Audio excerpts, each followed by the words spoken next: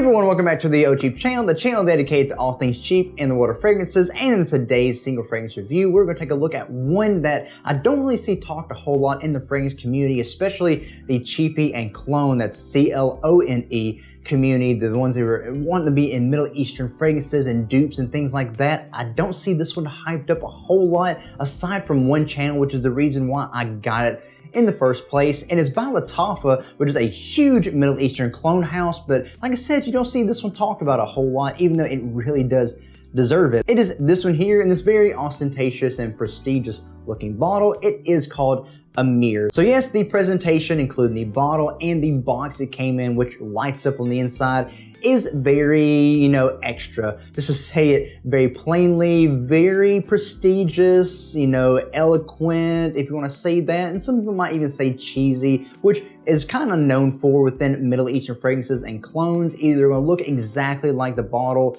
of the fragrance they're cloning, or they're going to pick something that's way out in left field. But I actually kind of like the bottle. I don't mind it a whole too much, especially with how the fragrance on the inside smells. But before we get into that, let's go into the note breakdown just real quick. The top notes you have on this are lemon, bergamot, clary sage, and juniper berries. The middle notes are white tea, sandalwood, cardamom, and olibanum. And the base notes are ambergris or ambergris, however you say it, cedarwood, cashmerean, and patchouli, which a very extensive note breakdown. Not anything that's too out there, but when you smell the fragrance, you're kind of wonder where most of those notes fit in with this. But when you first spray this fragrance on, what you're gonna get hit with is a very, very strong dose up front of citrus, especially with that lemon and that bergamot coming out right in the top. It is very much the forefront of the fragrance. It even continues a little bit even into the mid, and very dominant. And then right behind that, you get a lot of spiciness and aromatic herbaceous notes. That clary sage plays a part of that, the white tea. Even though it's kind of difficult to really pinpoint which aromatic notes you're smelling, you do get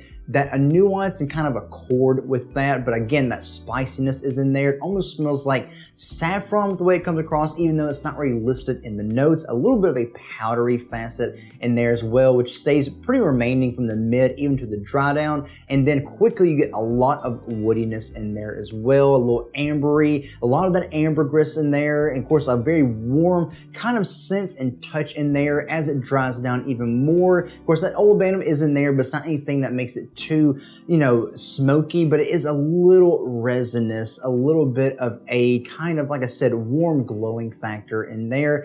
Very, very interesting scent profile overall, especially when you look at how everything is listed out. And when you first smell the fragrance, you might be thinking, well, I wonder if it's cloning this fragrance, I wonder if it's cloning this or that, because it kind of has some similarities to a lot of other things. But the fragrance that this is more intentionally cloning is Clive Christian's Town and Country, which is a fragrance I haven't actually gotten the smell yet, but one day I hope to get a sample and at least be able to compare the two of them. I know it also comes in a very ornate, very nice looking bottle as well, which might be where this is getting reminiscence from. But if you haven't smelled that fragrance and you kind of want to get a better idea of what this is like, imagine something that is a little similar in the opening to a Ventus, kind of mixed in with Bulgari's Tigar, and as it dries down, it actually becomes a little bit similar to Baccarat Rouge 540. So if you can imagine those three profiles kind of mixed together with a little bit of a twist, especially more woodiness, you would get this fragrance here. Very much has similarities to that. Even some people say to like Hashivat X by Nishane, a little bit of a twist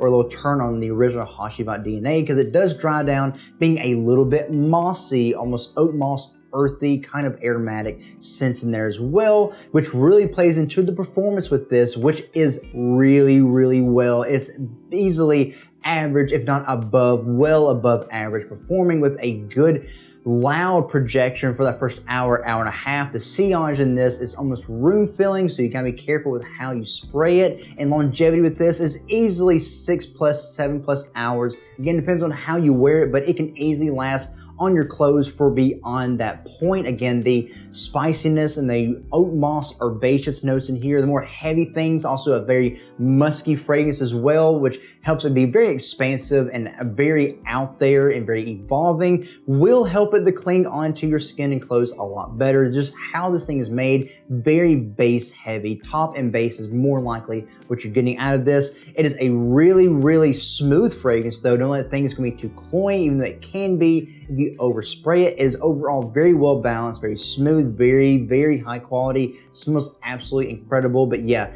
a really good performer and does not skimp out in that category. So be careful with how, where, and in what season you wear this, because some things online will say it's easily wearable in the spring and summer. And even though I can see that, I do think this would easily be very cloying and overbearing in the high heat of summer, especially in the daytime. I've recently wore this at nighttime when it's more cooler, especially if I know I'll be in more air-conditioned settings, because I think it'd be easier to manage that way. But I do anticipate to wear this more often in the fall and the springtime, especially those cooler ends of those seasons, maybe a little bit even in the wintertime as well, especially if it's more indoors, a little warm. I do think it fits very well in those seasons. Like I said, especially the transition seasons with spring and fall, I think it fit absolutely perfect in those. And with how this wears, I think it's easily either formal or casual. I also think it would be nice as an office scent if you keep very minimum the sprays, spray responsibly, be considerate of those around you, just let it be intimate on your skin, and those around you who can smell it, let them smell it, but just don't let it be too strong. But I do think the scent profile is so likable, you can wear it in that setting, but obviously casual wear, formal business attire as well. It's just very versatile. Like you'd think, you know, Bulgari's Tigar, Creative Ventus, Baccarat Rouge 540, and I guess Clive Christian's Town & Country. However versatile those fragrances are, it's the same with this one. If it's all those profiles mixed together, it's going to be just as versatile as those. But yeah, absolutely love this one. It's an incredible cologne, and like I said, the quality on this is just superb. You would not expect this, especially for the price you get this at, which is fairly good, but not the absolute best. I do hope it goes down over time. It is around maybe the $40 mark, which is the price I picked this up at Fragrance Buy, but this is also very hard to get a hold of because I think some people are hearing about it online, and so they're really going out there getting it as soon as it comes back in stock. And if they've heard about this one being such good quality like I have, I don't doubt that's why it's always out of stock. They're just grabbing it as soon as it comes back in, which is what I had to do, even though I bought this by itself, because they probably heard about it being such good quality like I did, so they probably snagged it up as soon as it was back in stock, which is what I had to do. As soon as the Fragrance Buy let me know it's back in stock, I just went in and got it, even though I got it by itself. I originally heard about this one from Omar at the School of Scents channel. He is a very critical reviewer, so when he gives something a easy 10 out of 10 and consistently talks about it and hypes it up, I have to pay attention and try it out for myself. And sure enough, did not fail me on the expectations. It is absolutely worth it. Again, extremely high quality, and I can only imagine how much more deep, rich, and smooth it'll get over time as it macerates, like most Lattafa and Middle Eastern fragrances do. But yeah, absolutely love this one. I mean, I consider it a 10 out of 10, one that I will definitely keep in my collection right next to Body Al Oud for Honor and Glory. As far as I'm concerned with Lattafa, these two are neck and neck, even though I might prefer Honor and Glory just a tad bit more, but this is still very close. But yeah, really love this one. Have you heard about this one? Do you have this one? Or have you had it or had the chance to smell it? Let me know what you think about it in the comments below. Or what fragrances have you possibly heard about that smell similar to this, or other Clive Christian fragrances, or even other very well hyped Lattafas that you haven't seen me talk about? Let me know about it down in the comments below. Maybe I can get my hands on it and see what I think about it. And if you watched the video and you like what you saw here and you enjoyed it, please let me know by giving a thumbs up and a like to the video. Let me know to keep making these single fragrance reviews, that you are enjoying it, you are liking it, and they are helpful. I want to keep making things that are useful to you out there, and hopefully make it easier for you to tap in on the channel and go find a result for. And if you're watching this video and you're not subscribed to the channel, but you do like what you see here or what you've seen elsewhere on the channel, I encourage you to please consider supporting the channel by subscribing and hitting that notification bell so you can see all the other things that I have on its way out to you guys. I want you to be rolling with me on this cheap and inexpensive fragrance journey, and hey, maybe I can even help you discover something new along the way. And as always, guys, that's all I have for this video. Again, thank you for being here and for watching. I really do appreciate it, and I hope that you enjoyed it. And I will see all of you again in the next video. Be blessed.